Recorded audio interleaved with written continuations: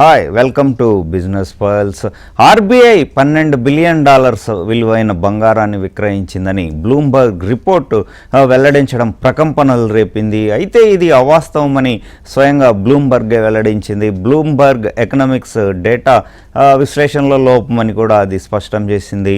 అయితే ఇంతటి ప్రతిష్టాత్మక సంస్థ నివేదిక అనేది మార్కెట్లో కొంత అలజడి రేపడం అనేది మాత్రం వాస్తవం. అయితే ఈ అంశాలకు సంబంధించి మనతో చర్చించేందుకు ప్రముఖ మార్కెట్ అనలిస్ట్ సత్యనారాయణ గారు ఉన్నారు. అట్లాగే అనిల్ కుమార్ బచ్చు గారు ప్రముఖ ఆర్థిక నిపుణులు, వారు కూడా మరి కాసేపట్లో మనతో జాయిన్ అవుతారు. ముందుగా సత్యనారాయణ గారితో మాట్లాడదాం. సార్ సత్యనారాయణ గారు నమస్తే అండి.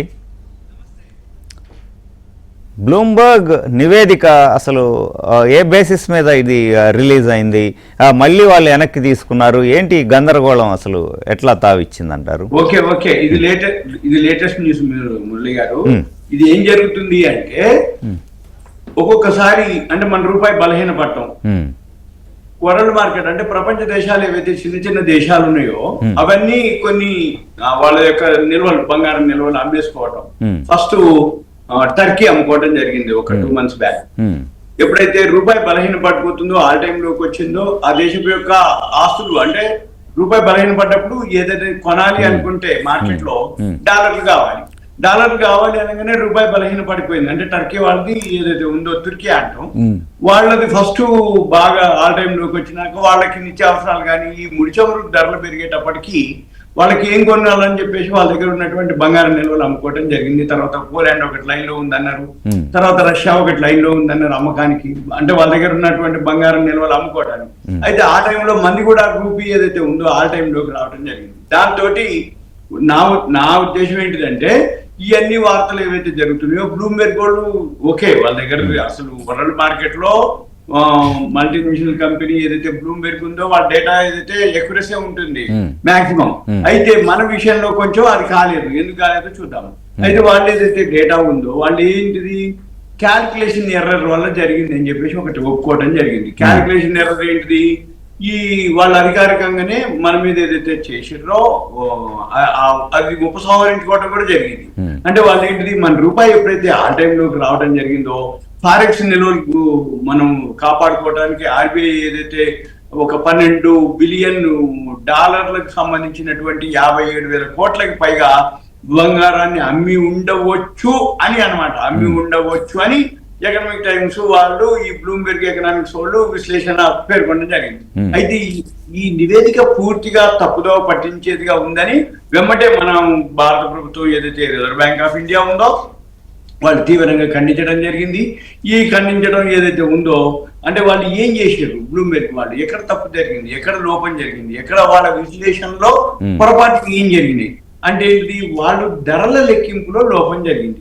ఈ ధరల లెక్కింపు వల్ల ఏం జరుగుతుంది అంటే ఆర్బీఐ దగ్గర ఏదైతే బంగారం నిల్వలు మన దేశంలో ఉన్నాయో అవి లెక్కించడానికి ఈ బ్లూంబెర్గ్ ఎకనామిక్స్ వాళ్ళు ఏం చేశారంటే వాళ్ళ యొక్క దేశీయ మార్కెట్ ధరల్ని, అంటే జనరల్ గా gold prices up and down ఉంటాయి. అయితే జనవరి 30 తర్వాత ఆ టైం హై నుంచి ఫాల్ అవటం జరిగింది. ఎప్పుడైతే ఆ టైం హై నుంచి ఫాల్ అవటం జరిగిందో ఈ గోల్డ్ ధరలు, అప్పుడు వాళ్ళు ఏం చేశారు, మన దగ్గర ఉన్నటువంటి నిల్వలు, అంటే నిల్వలు ఉన్నాయి మన దగ్గర, అప్పటి నిల్వలు ఉన్నాయి, ఇప్పుడు నిల్వలు ఉన్నాయి, ఆ నిల్వల యొక్క ధరలు వ్యత్యాసం అంటే ధరలు తగ్గిపోయినాయి. ధరలు తగ్గిపోయేటప్పటికి వాళ్ళు ఏం చేశారు, ఈ గోల్డ్ ప్రైసెస్ ని క్యాల్కులేషన్ చేయటంలో వాళ్ళు కొంచెం గోల్డ్ ప్రైసెస్ ని అక్కడ వాళ్ళు ప్రామాణికంగా దాన్ని తీసుకోవడం జరిగింది అని చెప్పేసి చెప్పడం జరిగింది. దాన్ని ఏమంటారు అంటే ధరల లెక్కింపులో లోపం. అంటే అంతకుముందు ఉన్న ధరకి ఇప్పుడున్న ధరకి ఆ లోపంతో వాళ్ళు ఏం చేశారు, అంతర్జాతీయ ప్రమాణాలను కూడా కొంచెం విస్మరించిందనే అనుకోవాలి. అంటే ఈ ఆర్బీఐ ఏం చేస్తుంది, తన నిల్వల లెక్కింపుని లండన్ బులియన్ మార్కెట్స్ అసోసియేషన్ అంటే LBMA అంటాం, వరల్డ్ మార్కెట్ లో గోల్డ్ కానీ సిల్వర్ కానీ ధర నిర్ణయించేది LBMA వాళ్ళు, లండన్ బులియన్ మార్కెట్స్ అసోసియేషన్ వాళ్ళు ఏం చేస్తారు, ఎప్పటికప్పుడు ఏ ధర లెక్కేసినా కానీ అక్కడ ఉన్నటువంటి డాలర్ రేట్ కి మన దగ్గర ఉన్నటువంటి నిల్వకే క్యాల్కులేషన్ చేస్తారు. పెరిగితే పెరిగినట్టు ధర, తగ్గితే తగ్గినట్టు మార్కెట్ రేట్ క్యాల్కులేషన్ తీసుకోరు వాళ్ళు. అయితే వాళ్ళు దాన్ని ప్రామాణికంగా తీసుకోవడం జరిగింది. దాన్ని ప్రామాణికంగా చేసినప్పుడు ఏమైతుంది, మే నెలలో ఆర్బీఐ బంగారు నిల్వలు ఎలాంటి మార్పు లేదు. అంటే మే నెలలో ధరలో ఏం మార్పు లేదు, అందుకని దాంట్లో ఏం లేదు. కానీ భౌతిక నిల్వలు అంటే ఫిజికల్ గా మన దగ్గర ఏవైతే నిల్వలు స్టాక్ ఉన్నాయో, ఈ అంతర్జాతీయంగా బంగారం ధరలు హెచ్చుతగ్గులు ఏవైతే వస్తాయో దాంతో ఈ విలువలు మారుతాయి. అంటే ఏంది మార్కెట్ క్యాపిటలైజేషన్ అంటాం. అంటే ఇది గోల్డ్ యొక్క నిన్నటి ధరకి ఈ రోజు ధరకి ధర తగ్గిపోతే మన దగ్గర ఉన్నటువంటి ఏదైతే నిల్వ ఉందో దాని యొక్క మార్కెట్ క్యాపిటలైజేషన్ అంటాం. అంటే ఇది నిల్వ యొక్క ఏదైతే హెచ్చుతగ్గుల విలువ వాల్యూ, ఆ వాల్యూ నిన్నటికి వాటికి తగ్గిపోద్ది అన్నట్టు. కానీ దాని అర్థం బంగారం అమ్మినట్టేం కాదు, విలువ అంటే తగ్గింది తప్ప మనం అమ్ముకోలేదు, దాంతో మనమేమి నష్టం జరగలేదు. కానీ ఈ విలువ ఆధారంగా ఈ బ్లూంబెర్గ్ గోల్డ్ అంచనా వేయటంలో తప్పు జరిగిందని చెప్పేసి వాళ్ళు చెప్పడం జరిగింది. అయితే దీని మీద ఆర్బీఐ వాళ్ళు స్పష్టత ఇవ్వడం జరిగింది. ఆర్బీఐ వాళ్ళు, పిఐబి అంటే మన దగ్గర స్థిరంగానే ఉంది బంగారం, ఈ ఫిజికల్ గోల్డ్ ఏదైతే ఉందో అది మాత్రం ఏమాత్రం తగ్గలేదు. మా దగ్గర 880.52 మెట్రిక్ టన్నులు అలాగే స్థిరంగా ఉన్నాయని ఆర్బీఐ స్పష్టం చేయడం కూడా జరిగింది. తర్వాత ఇంకా ఒకటి కూడా అయిపోతుంది, ఈ పెరిగిన బంగారం వాటా అంటే మనం భారతదేశం ఏదైతే ఉందో విదేశీ మారక నిల్వల్లో బంగారం వాటా ఏదైతే ఉందో సెప్టెంబర్ 2025 నాటికి 13.92% నుంచి మార్చి 31, 2026 అంటే సెప్టెంబర్ నుంచి మార్చి 31 6 నెలల్లో మంది 13.92 నుంచి 16.70కి పెరగడం జరిగింది. మే 22 వచ్చేటప్పటికి, మే 22, 26 వచ్చేటప్పటికి 16.85% కూడా పెరగడం జరిగింది. నిల్వలు పెరిగినాయే తప్ప తగ్గలేదని చెప్పేసి వాళ్ళు స్పష్టం చేయడం జరిగింది.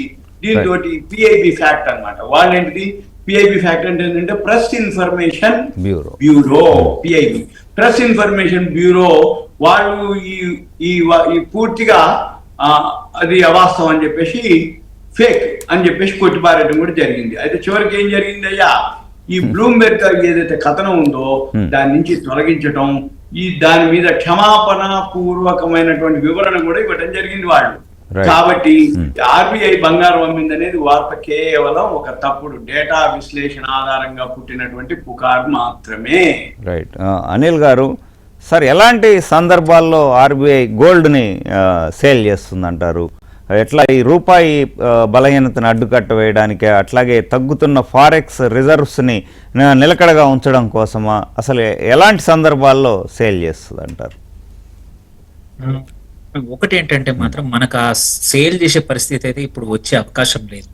ఎందుకంటే మన దగ్గర ఒకటి చూసుకుంటే అటు ఫారెక్స్ నిల్వలు కానీ బంగారం నిల్వలు కానీ యాక్చువల్లీ ఆపోజిట్ జరుగుతూ ఉంది. మనం చూసుకుంటే లాస్ట్ 1.5-2 years లో గోల్డ్ అనేది టోటల్ మన వాల్యూస్ మన ఉన్న రిజర్వ్స్ లో ఇప్పుడు నియర్లీ 16.5% వరకు పెంచారు, తగ్గించలేదు. యాక్చువల్లీ ప్రభుత్వం RBI I don't think requires, ఎందుకంటే మన దగ్గర మన లాస్ట్ మంత్ ఎంత సపోర్ట్ చేసినా, ఎంత రూపాయి పడిపోయినా ఒక $30 బిలియన్ మాత్రమే ఫారెన్ ఎక్స్చేంజ్ తగ్గింది, విచ్ విల్ బి ఒక 1 month లో మళ్ళీ కరెక్షన్ అయ్యే అవకాశం ఉంది, మళ్ళీ నార్మల్ వాల్యూస్ కి వచ్చే అవకాశం ఉంది. సో మనం అటువంటి క్రైసిస్ సిచ్యువేషన్ లైక్ టర్కీ కానీ వేరే దేశాలు, అన్ని దేశాలు క్రైసిస్ సిచ్యువేషన్ లో ఉన్న సిచ్యువేషన్ మనకు పక్కా లేదు. ఎందుకంటే మనకి ఉన్న gold reserves we're now 3rd or 4th biggest in the world. మొత్తం foreign reserves, foreign gold reserves probably 8th or 9th లో ఉన్నాం. ఇప్పుడు ఉన్న పరిస్థితులకి మనకి ఇంకొకటి ఇంపార్టెంట్ ఏంటంటే మనకి ఎక్స్టర్నల్ డెట్ అనేది లేదు, అప్పు లేదు. మనదంతా అప్పు అంతా ప్రభుత్వానికి internal debt. One of the lowest external debt to GDP ఉన్న దేశం ఏంటంటే మన దేశం. సో అలాంటప్పుడు మనకి బంగారం అమ్మేసి ఇది ఎటువంటి చేంజెస్ కోసం కానీ పెద్ద రూపీ సపోర్ట్ కోసం అవసరం లేదు. ఎందుకంటే యాజ్ ఇట్ ఈజ్ మన దగ్గర డాలర్ రిజర్వ్సే నియర్లీ $500 బిలియన్ పైన ఉన్నాయి మన దగ్గర. సో అంతగా ఉన్నప్పుడు ఇది ఫస్ట్ అవసరం అనేది I don't see even 1 or 2 years, even crude oil prices ఇంకొక 1 year ఉన్నా కానీ రిజర్వ్ బ్యాంకు బంగారం అమ్మే సిచ్యువేషన్ పక్కా రాదు. ఇంకా ఏమైనా మార్పు వస్తే, యుద్ధం ఆగిపోతే ఈ 16.6% ఏదైతే కరెంట్లీ గోల్డ్ రూపంలో ఫారెన్ రిజర్వ్స్ ఉన్నాయో అవి ఇంకా పెరిగే అవకాశం ఉంది. 16 అంటే బంగారం కొనే అవకాశం ఉంది కానీ, సో ఫస్ట్ థింగ్ అది అవకాశం లేనే లేదు.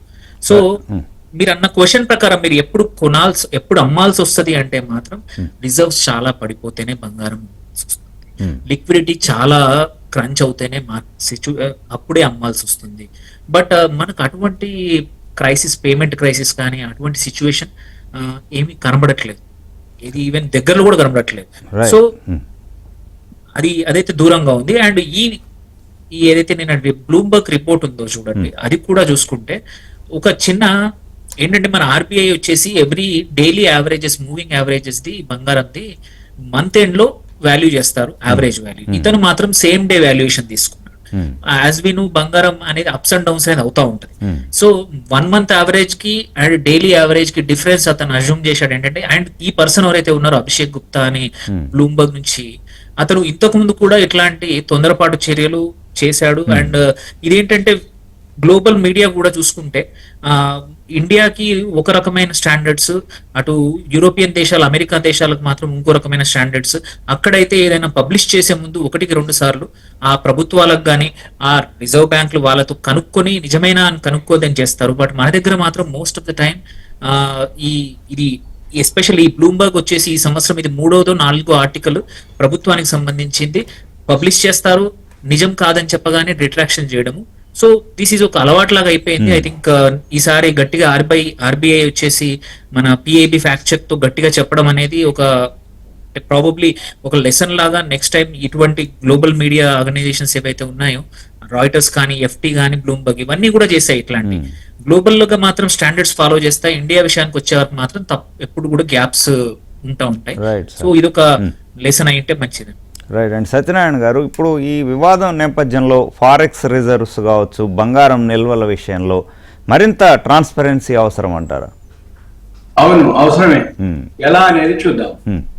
ఉదాహరణకి ఏదైతే ఇప్పుడు దేశ ఆర్థిక వ్యవస్థకు ఏదైతే ఈ విదేశీ అంటే ఇలాంటి నివేదికల గురించే కదా ఇప్పుడు మనం అంటే ఏంటిది, అసలు సగం నిజం ఉందా లేదా, సగం విశ్లేషణ ఉందా లేదా. ఈ విదేశీ రేటింగ్ సంస్థలు ఏవైతే ఉన్నాయో అవి మనం వార్తాపత్రికలు ఏవైతే ఉన్నాయో అవి మనం అలాని కొట్టేయలేము, అట్లని నమ్మటం కూడా జరగదు. అయితే జనరల్ గా ఏం జరుగుతుంది అంటే నిష్పాక్షికత, ట్రాన్స్పరెన్సీ. ఈ అంటే జనరల్ గా ఏం జరుగుతుంది అంటే ఇవన్నీ కూడా స్వతంత్రంగానే ఉంటాయి, ఏమి పొలిటికల్ అట్లాంటి ఏమి ఉండదు. కాకపోతే వాళ్ళు కొన్ని అంశాలను పెట్టుకొని ఈ గ్లోబల్ బెంచ్ మార్క్ ఉంటుంది, ఈ ప్రపంచ దేశాలతో పోల్చి వాళ్ళు మన యొక్క ఆర్థిక స్థితిని వాళ్ళు అంచనా వేయడం జరుగుతుంది. మళ్ళీ ఎఫ్డిఐ, ఫారెన్ డైరెక్ట్ ఇన్వెస్ట్మెంట్స్ ఏవైతే ఉంటాయో వాళ్ళ యొక్క పెట్టుబడుల మీద ఈ ప్రభావం ఉంటుంది అనమాట. దీని మీదనే ఈ నివేదికల మీద కూడా వాళ్ళు బేస్ చేసుకుంటారు. అంటే ఎఫ్ఐలు అమ్ముతున్నారా, కొంటున్నారా, ఫారెన్ కరెన్సీ రిజర్వ్ బట్టి వాళ్ళు ఏం చేస్తారు, ఒక డేటా అనేది లభ్యత తీసుకుంటారు. దాంతో ఈ అంతర్జాతీయంగా ఈ గణాంకాల నివేదికలు అన్ని కూడా వాళ్ళు రూపొందించడం జరుగుతుంది. ఇవి జనరల్ జరిగేటటువంటిది. కానీ ఈ గ్రౌండ్ రియాలిటీ అంటే అసలు జరిగేది ఏంటిది, ఈ డేటా ఎలా ఉంటుంది, దాంతో ఒక్కొక్కసారి అవి కొంచెం డేటా తప్పు కూడా ఉండొచ్చు. దాంతో వాళ్ళు అలా చేయడం జరుగుతుంది. అయితే పాశ్చాత్య దేశాల్లో ఎలా ఉంటుంది అంటే వాళ్ళ యొక్క డేటా ఆర్థిక నమూనాలు ఉంటాయి, వాళ్ళతోటే వాళ్ళు ఎక్కువ శాతం వాళ్ళు దాన్నే పోల్చి చూసుకోవడం జరుగుతుంది. మళ్ళీ పొలిటికల్ ఎఫెక్ట్ కూడా ఉంటుంది. ఒక్కోసారి అంతర్జాతీయంగా ఇప్పుడు భౌగోళిక రాజకీయాలు అంటే ఇప్పుడు జియో పొలిటికల్ వార్స్ వస్తున్నాయి, ఇటువంటివి కూడా ఒక్కొక్కసారి దీని మీద ప్రభావితం జరుగుతుంది. మళ్ళీ వీటితోటి ఈ రేటింగ్ల కోసం కూడా ప్రతికూలతలను ఎక్కువ చూపించే అవకాశాలు కూడా ఉంటాయి. అంతకుముందు ఏదైతే ఉన్నాయో ఏదైనా వాళ్ళ కంపెనీ కోసం అని చెప్పేసి, రేటింగుల కోసం అని చెప్పేసి వీళ్ళు కూడా ఉన్నదాన్ని మైనస్ పాయింట్ ని ఇంకెక్కువ చేసి చూపిస్తారు అనమాట. అప్పుడేంటి, రేటింగ్ ఎక్కువ వస్తుంది. గుడ్ న్యూస్ కంటే బ్యాడ్ న్యూస్ ఎక్కువ చేస్తే తొందరగా అనేది ఉంటుంది. అయితే జనరల్ గా ఏంటిదంటే అసలు నిజం ఏమిటి అనేది ఆర్బీఐ గ్రహించడం జరుగుతుంది. ఆర్బీఐ ఏదైతే ఉందో ఈ ఆర్బీఐ ఏదైతే ఉందో కేంద్ర బ్యాంకు అధికార గణాంకాలు ఉంటాయి, విదేశీ నివేదికలు రెండు సరిపోల్చడం జరుగుతుంది ఆర్బీఐ వాళ్ళ డేటా. అయితే ఇది పక్షపాతం ఏమి ఉండదు, మామూలుగా ఎలా అభిప్రాయాలు ఏముంది అనేది ఉంటుంది అన్నట్టు. ఎక్కువ శాతం ఏంటంటే ఐఎంఎఫ్ ఉంటుంది. ఐఎంఎఫ్ అంటే వరల్డ్ బ్యాంక్ వాళ్ళు, అంటే వాళ్ళ యొక్క విశ్వసనీయ సంస్థల నుంచి వాళ్ళు డేటా తీసుకుంటారు. దాన్ని ఎక్కువ శాతం వాళ్ళు ప్రామాణికంగా కూడా తీసుకోవడం జరుగుతుంది.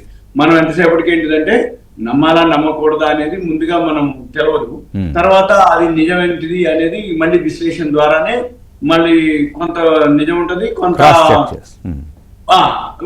అది మనం గమనించాలి.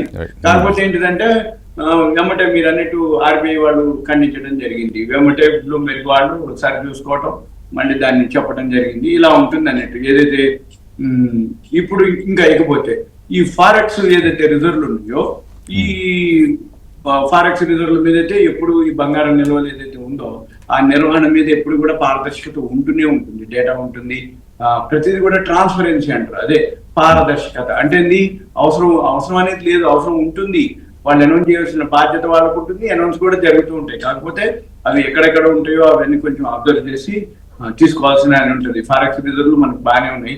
ఇప్పుడు ఫారెక్స్ రిజర్వ్లు తగ్గిపోయినాయి అనే ఉద్దేశంతో నిన్న లాంగ్ టర్మ్ క్యాపిటల్ గెయిన్స్ ని మన కేంద్ర ప్రభుత్వం తగ్గించడం జరిగింది. 12.5 ఉంటే దాన్ని తీసేయడం కూడా జరిగింది. అది అధికారికంగా ఇంకా రాష్ట్రపతి ఆమోదం రావాలి. దాంతో ఆటోమేటిక్ గా ఫారెక్స్ రిజర్వ్లు పెరుగుతాయి అనమాట మనకి. అప్పుడు రూపాయి ఆటోమేటిక్ గా బలోపేతం అవుతుంది. ఆటోమేటిక్ ఫారెక్స్ రిజర్వ్లు పెరిగినాయి అంటే ఆటోమేటిక్ మన మార్కెట్ కూడా పాజిటివ్ లోనే వచ్చే అవకాశాలు కనబడుతుంది. Right sir. అనిల్ గారు, ఇప్పుడు చూసుకుంటే ఈ సార్ చెప్పినట్టు క్యాపిటల్ గెయిన్స్ మీద సెక్యూరిటీ బాండ్స్ వాటి మీద క్యాపిటల్ గెయిన్స్ ట్యాక్స్ను కూడా తొలగించారు.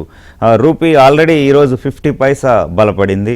సో బంగారం ధరలు దిగి వస్తాయా? ఒక బంపర్ ఆఫర్ అనుకోవచ్చా? 3 రోజుల నుంచి బంగారం ధరలు కరెక్షన్ అవుతుంది. సో మగవాళ్ళకి ఎనీ గుడ్ న్యూస్ అంటారు రాబోయే రోజు? ఐ థింక్ దాంతో ఏదైతే ప్రభుత్వం కొత్తగా ఎఫ్పిఐస్ కి ఇండియన్ బాండ్స్ లో మన రెట్రోస్పెక్టివ్లీ అంటే ఇప్పుడే కాదు, ఫ్యూచర్ లోనే కాదు, పాస్ట్ లో కూడా లాంగ్ టర్మ్ క్యాపిటల్ గెయిన్స్ తీసేస్తాము అని చెప్పడానికి మేజర్ కారణం మాత్రము ఎఫ్పిఐల ఉపసంహరణ, పెట్టుబడుల ఉపసంహరణ ఏవైతే ఉన్నాయో లాస్ట్ ఈ యొక్క 6 నెలల్లో ఆల్రెడీ 5.5 months లోనే దగ్గర 2,60,000 కోట్లు ఎఫ్పిఐలు ఈక్విటీ మార్కెట్స్ నుంచి కావచ్చు, బాండ్ మార్కెట్స్ నుంచి కావచ్చు డబ్బులు తీసుకెళ్లిపోయారు. ఆ ఫ్లోని ఆపడానికి, ఎస్పెషల్లీ అట్లీస్ట్ బాండ్ మార్కెట్ లో ఆపడానికి ఇది జరిగింది కొంచెం. ఎందుకంటే లాస్ట్ 2-3 సంవత్సరాల నుంచి కూడా 4 లక్షల కోట్లు దగ్గర ఎఫ్పిఐలు నెట్ సెల్లర్ గా వేరే మార్కెట్స్ ఏవైతే పర్ఫార్మింగ్ ఎమర్జింగ్ మార్కెట్స్ లో డబ్బులు తీసుకెళ్తాం. సో వాటి మీద ఏమైనా ఎఫెక్ట్ ఏమైనా పడితే మాత్రం ఇది ఈక్విటీ మార్కెట్స్ మీద ఉండొచ్చు, గోల్డ్ మీద ఇమ్మీడియట్లీ పడకపోవచ్చు. సో ఇంకొకటి ఏంటంటే రూపీ మీద ఇమ్మీడియట్ గా దీని ఫలితం పెద్దగా ఉండకపోవచ్చు. రూపీ ఈజ్ మోస్ట్లీ ఎఫెక్టెడ్ ఏంటంటే crude oil prices, current account deficit, వాటి మీద మన ఎక్స్పోర్ట్స్, వీటి పైన ఇప్పుడు కరెంట్లీ ఎక్కువ ఇంపాక్ట్ అవుతుంది రూపీకి. బంగారం మాత్రం ఇట్స్ నాట్, వీటి వల్ల పెద్దగా పెరిగే అవకాశం, తగ్గే అవకాశం లేదు. బికాస్ బంగారం is markets, global markets drive చేస్తాయి. సో అక్కడ ఇట్లాంటి ఓన్లీ డొమెస్టిక్ మార్కెట్ సిచ్యువేషన్ వల్ల బంగారం మేజర్ చేంజెస్ పెద్దగా తేడా ఉండదు.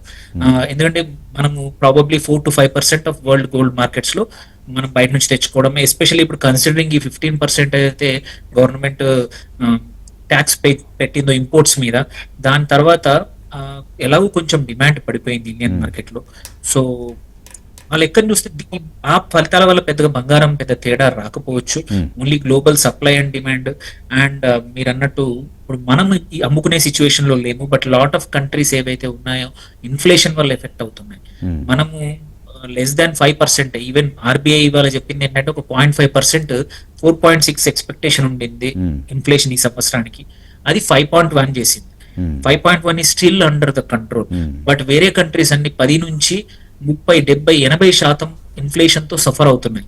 అలాంటి కంట్రీస్ లో మాత్రం బంగారం అనేది రిజర్వ్ బ్యాంక్స్ అమ్ముతా ఉన్నాయి, బట్ మనకు ఆ పరిస్థితి లేదు. సో వాళ్ళు ఎక్కువగా అమ్మితే మాత్రం గ్లోబల్లీ కొంచెం గోల్డ్ ఇంకా కొంచెం కరెక్షన్ అయ్యే అవకాశం ఉంది.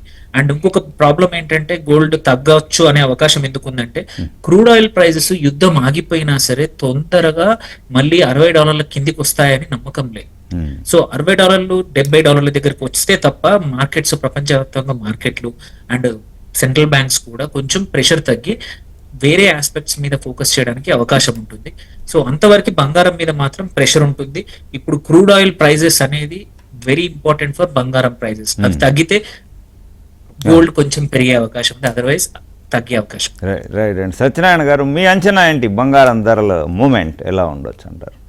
ఇప్పుడు బంగారం కాదు, మొత్తం బ్రెంట్ ఆయిల్ ఏదైతే ముడిచమురు ఉందో ఈ ముడిచమురు మీదనే మార్కెట్లు అంతా జరుగుతూ ఉన్నాయి. $90 నుంచి $100 మధ్యలో ట్రేడ్ అయితే వచ్చింది. రోజు ఇప్పుడు $94.69 అంటే ఫ్లాట్ ఉంది. ఇరాన్ అమెరికా చర్చలకు అవుతున్నాయి అనగానే ముడిచమురు ధర బ్రెంట్ ఆయిల్ తగ్గిపోతుంది. చర్చలు లేవు, మళ్ళీ యుద్ధం వాతావరణం ఉంది, అక్కడ అనగానే మళ్ళీ ఇది $90 నుంచి $100 దగ్గరికి ఆటోమేటిక్ గా గోల్డ్ సిల్వర్ ఫాల్ అవుతుంది.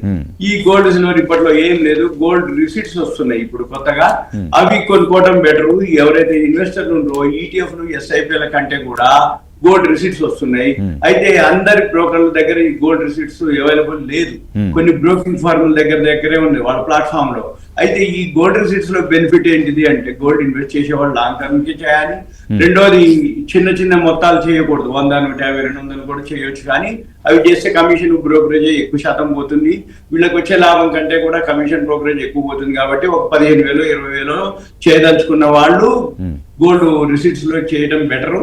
రెండోది ఉదయం 9 నుంచి అది నైట్ 11:30 దాకా నడుస్తుంది. ఇప్పుడు ఈ ఎస్ఐపిలు ఈటీఎఫ్లు గోల్డ్ ఈటీఎఫ్లు ఎస్ఐపిలు ఏంటిదంటే 3:30కే క్లోజ్ అయిపోతుంది మన మార్కెట్లతో పాటుగా.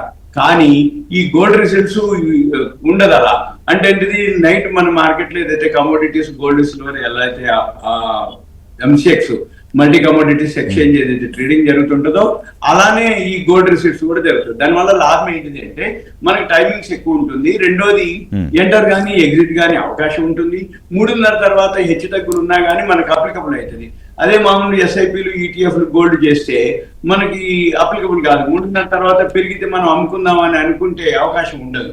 ఒకవేళ తెల్లారిపాటికి చూస్తే మళ్ళీ తగ్గిపోయి కూడా ఉంటది. అనవసరంగా మిస్ అయిపోయినవి ఆపర్చునిటీ అనుకుంటారు, లేదు తగ్గిపోయింది కొనుక్కుందామని అనుకుంటారు. తెల్లారి దాకా వెయిట్ చేయకుండా 11:30 దాకా ఉంటుంది. కాబట్టి ఈ గోల్డ్ రిసీట్స్ కొనుక్కోవడం అనేది చాలా సేఫ్. ఇప్పుడు లేటెస్ట్ గా మొన్ననే అనౌన్స్ చేయడం జరిగింది ఈ మధ్యనే. అయితే అది అందరి బ్రోకర్ల దగ్గర లేదు కాబట్టి ఎవరైతే ఇంట్రెస్ట్ ఉందో దాని గురించి చేయదలుచుకుంటే వాళ్ళ బ్రోకింగ్ ఫర్మ్ ఎవరైతే ఉంటారో వాళ్ళని అడగాలి, ఆ ప్లాట్ఫామ్ లో మాకు ఉందా లేదా అనేది. ఉంది అని అంటే చేసుకోవటం అనేది ఉత్తమం. రాబోయే రోజుల్లో గోల్డ్ కానీ సిల్వర్ కానీ పెరిగే అవకాశాలు తక్కువ. ఇదంతా ముడిచముడు గొడవ అయిపోవాలి, ఇన్ఫ్లేషన్ తగ్గాలి. ఒక 5-6 నెలలు అంటే ఇప్పుడు ఇంకొకటి కూడా, ఇప్పుడు ట్రంప్ ఏదైతే ఇరాన్ అమెరికా ఒకరోజు చర్చలు అంటారు, ఒకరోజు యుద్ధం అంటారు, ఇవన్నీ కాదు. మళ్ళీ ఇది అయిపోయినా కూడా ఆయన క్యూబా అంటుండు, మళ్ళీ ఇంకా మలక్కా జలసంధి ఇంకోటి ఉంది దాని మీద అంటుండు. మళ్ళీ ఇవన్నీ అయిపోయినాక November 8కి ఇప్పుడు మిడ్ ఎలక్షన్స్ ఉన్నాయి అమెరికాలో, మధ్యంతర ఎన్నికలు. అక్కడ మళ్ళీ ఏం జరుగుతుందో వ్యతిరేకంగా అనేది ఒకటి. ఇప్పుడు మళ్ళీ 2 రోజుల కింద మనకి నిన్న అంటే మళ్ళీ సుంకాలు టారిఫ్లు ఒక 54 దేశాల మీద మళ్ళీ ట్రంప్ విధించడం జరిగింది. ఆయన ఎప్పుడు ఊకోడు అన్నట్టు. ఒక ఇష్యూ అయిపోయిందంటే ఇంకో ఇష్యూ బయటకు వస్తుంది. మళ్ళీ ఇష్యూ బయటకు వచ్చి రాగానే అక్కడ సుప్రీంకోర్టు అనుకోండి, ప్రపంచ దేశాలు అనుకోండి, అతనికి ఎగనెస్ట్ గా మళ్ళీ ఫైల్ చేసినా అక్కడ వాళ్ళు ఏం చెప్పినా, అంటే అక్కడ సెనేట్ లో కూడా ఇతనికి వ్యతిరేకంగా ఉన్నా కానీ మళ్ళీ ట్రంప్ ఏం చెప్తాడు, మళ్ళీ ఆయన దోవ అయిందే, ఆయన దారాలి. అందుకని ఇప్పుడు మొత్తం అంటే నా ఉద్దేశం ప్రకారం ఇప్పుడు ఇది సద్మానిగా లేదు. February 28 నుంచి మొదలైనటువంటి ఇరాన్ అమెరికా వారు మార్చి, ఏప్రిల్, మే, ఇప్పుడు జూన్ లోకి వచ్చిన అంటే సుమారు 196-97 రోజులకు చేరిను. అంటే మరి 90-96 రోజులకు చేరిపోతే ఇది ఎన్నాళ్ళు జరుగుతుంది. ఈ లోపల November 8 మళ్ళీ మధ్యంతర ఎన్నికలు అమెరికాలో వస్తాయి. ఈ లోపల మళ్ళీ ఒకవేళ ఇది సద్దుమణికి యుద్ధం లేదంటారు, అణ్వాయుధాలు అప్పచెప్పమంటారు, వాళ్ళు అప్పచెప్పమంటారు, ఇక్కడే చర్చలు మిగిలిన జరిగిపోయినాయి అంటారు. కానీ ఈ చర్చలు జరుగుతాయా, జరగవా, యుద్ధం ఆగుద్దా, హర్మన్ జల్సన్ ఓపెన్ చేస్తారా, ఈ ముడిచముడు ధరగా బ్రెంట్ ఆయిల్ ఏదైతే ఉందో అది ఎప్పుడు తగ్గుద్ది, ఎంత తగ్గుద్ది అనేది ఈ చర్చలు కనుక ఏం లేదు. మనం చూడవలసింది గోల్డ్ సిల్వర్ కొనక్కర్లేదు, కొనకపోయినా ఏం లేదు, కొన్నా ఏం లేదు, కొంటేనో లాంగ్ టర్మ్ కనుక్కోవాలి, కొనకపోయినా ఏం కాదు, పెద్దగా ఏం పెరిగేది ఉండదు. కాబట్టి ఎందుకోసం ఈ ముడిచముడు ధరలు తగ్గితే తప్ప గోల్డ్ పెరగదు. ముడిచముడు ధరలు ఎప్పుడు తగ్గుతాయి, ఇరాన్ నుంచి ఆ యుద్ధ వాతావరణం మామూలు అయిపోవాలి, సమసిపోవాలి, అక్కడ ఈ హర్మన్ జల్సన్ ఓపెన్ అవ్వాలి, మళ్ళీ దేశాలు, ప్రపంచ దేశాలన్నీ కూడా కొంచెం వాళ్ళ ఎకానమీ, జీడిపి అన్ని ఇన్ఫ్లేషన్ పెరగడం జరిగింది, ఆర్థిక వ్యవస్థలు అన్ని చిన్నాభిన్నం అవడం జరిగింది. దాంతో ఇవన్నీ ఆర్థికంగా ఇప్పుడు గోల్డ్ సిల్వర్ అంతకుముందు ఎందుకు పెరిగింది అనుకున్నారు, ఒక 2-3 ఏళ్ల నుంచి కరోనా తర్వాత మళ్ళీ మొత్తం ప్రపంచ ఆర్థిక వ్యవస్థలు అన్ని పుంజుకోవడం జరిగింది. అందుకని ఇన్వెస్ట్మెంట్ గోల్డ్ సిల్వర్ లోకి వెళ్ళడం జరిగింది. ఎప్పుడైతే ట్రంప్ అధ్యక్షుడిగా రావడం జరిగిందో సుంకాలు టారిఫ్లు అయినప్పటికీ ఇంకా పెరగడం జరిగింది. ఒక్కసారిగా జనవరి 30వ తారీఖు ఆల్ టైమ్ హైక్ పోయింది. అక్కడ సుప్రీంకోర్టు ఇతనికి వ్యతిరేకంగా తీర్పు రావడం జరిగింది. తర్వాత ఫిబ్రవరి మళ్ళీ 28 ఒక నెల పాటు ఆగిండు మెదలకుండా, మళ్ళీ ఫిబ్రవరి 28 ఆయన మొదలు పెట్టిండు. ఏది ఈ మన ఇరాన్ మీద వారు. దాంతో ఈ డైవర్షన్ అంతా ఇటుపోయింది. గోల్డ్ సిల్వర్ కాకుండా డైవర్షన్ అంతా ముడిచం మీదకి పోయింది. ప్రపంచ దేశాలంతా ఎవరు ఏ దేశమైనా సరే వాళ్ళ యొక్క రూపీలు ఆల్ టైం లోకి రావడం జరిగింది, ఇన్ఫ్లేషన్ పెరగడం జరిగింది, జీడిపి తగ్గిపోవడం జరిగింది. ఇవన్నీ తోటి ఇప్పట్లో గోల్డ్ సిల్వర్ పెరిగేది ఏం లేదు. Right sir. అయితే అనిల్ గారు, ఇప్పుడు ఈరోజు చూసుకుంటే సిల్వర్ ఒక 5,000 రూపీస్ వరకు తగ్గింది, 2.8 lakh వచ్చింది. సో సిల్వర్ మూమెంట్ ఎట్లా ఉంటుంది? ఇన్వెస్టర్స్ సిల్వర్ ఏమన్నా అక్యూములేట్ చేయొచ్చు అంటారా? అసలు వద్దండి. ఇప్పుడు కమోడిటీ ఎస్పెషల్లీ సిల్వర్ ఏంటంటే it's not consistent, it's not safety asset కాదు, it's not a metal, it's a commodity. Commodities ఎప్పుడు కూడా ఇండస్ట్రీలో డిమాండ్ సప్లై యుద్ధం, ఇప్పుడు ఎస్పెషల్లీ ఈ పోస్ట్ యుద్ధం తర్వాత ఎట్లా పికప్ అవుతుందని చూసుకోవడమే తప్ప ఇట్స్ నాట్ ఫర్ ఇన్వెస్ట్మెంట్. ఒకసారి లాస్ట్ ఇయర్ ఒకసారి అమేజింగ్ రిటర్న్ ఇచ్చిందని చెప్పినంత మాత్రాన సిల్వర్ కి ప్రాబ్లం ఏంటంటే కొన్ని సంవత్సరాలు కే లెవెల్లో పడిపోయినా కానీ will not be surprise. Don't think it as a long term investment కి కొంచెం కాంటే ఒక 2% 3% పోర్ట్ఫోలియో యాడ్ చేసుకోవాలి. కానీ ఇంకా కొంచెం కరెక్షన్ అయితే పాసిబుల్ ఉంది. ఎందుకంటే ఇప్పుడు అందరూ ఎవరైతే మధ్యలో కొన్నారో వాళ్ళందరూ డంప్ చేస్తా ఉన్నారు, ఇంకా వెయిట్ చేయలేక, అందుకే రేట్లు పడిపోతా ఉన్నాయి. అదర్వైజ్ గ్లోబల్ సప్లై డిమాండ్ లో పెద్ద తేడా లేదు. బట్ చాలా స్పెక్యులేషన్ ఏదైతే బిల్డ్ అయిందో అది ఇప్పుడు మెల్లిమెల్లిగా బయటకు వస్తుంది. ఎవరైతే బిల్డ్ చేసి కొనిపెట్టుకున్నారో వాళ్ళు ఇప్పుడు ఎగ్జిట్ అవుతున్నారు కాబట్టి సో ఇట్ ఈస్ బెటర్ ఇంకొంచెం బాటమ్ అయినాక అప్పుడు ఎంటర్ అయితే మంచిదండి. Right sir, thank you very much Anil Kumar గారు, సత్యనారాయణ గారు చర్చలో పాల్గొన్నందుకు. ఇది ఇవాల్టి బిజినెస్ పల్స్ ఇంటరాక్షన్. చూస్తూనే ఉండండి HM TV.